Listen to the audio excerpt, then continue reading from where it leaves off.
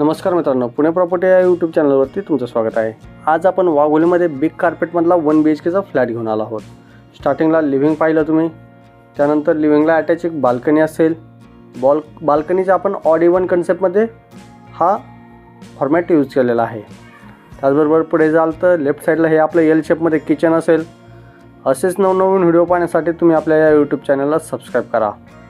किचनला attach एक dry बाल्कनीचे देखील provision केलेलं आहे। प्रॉपर वास्तू कंप्लायंट हे फ्लॅट आहेत।